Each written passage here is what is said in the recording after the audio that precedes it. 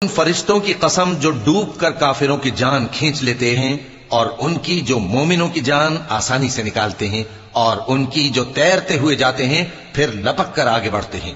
پھر دنیا کے کاموں کا انتظام کرتے ہیں کہ وہ دن آ کر رہے گا جس دن وہ زلزلہ آئے گا، پھر اس کے پیچھے اور زلزلہ آئے گا، اس دن لوگوں کے دل خوف زدہ ہوں گے اور آنکھیں جھکی ہوئی۔ کافر کہتے ہیں کیا ہم الٹے پاؤں پھر لوٹیں گے؟ بھلا جب ہم کھوکھلی ہڈیاں ہو جائیں گے تو پھر زندہ کیے جائیں گے؟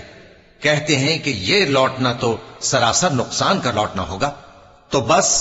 وہ ایک ڈانٹ ہوگی، اس وقت وہ سب میدان حشر میں آ جمع ہوں گے۔ اللہ تم کو موسیٰ کی حکایت پہنچی ہے جب ان کے پروردگار نے ان کو پاک میدان یعنی طویٰ میں پکارا اور حکم دیا کہ فرعون کے پاس جاؤ کہ وہ سرکش ہو رہا ہے، پھر اس سے کہو کہ کیا تو چاہتا ہے کہ پاک ہو جائے اور میں تجھے تیرے پروردگار کا رستہ بتاؤں تاکہ تجھ کو خوف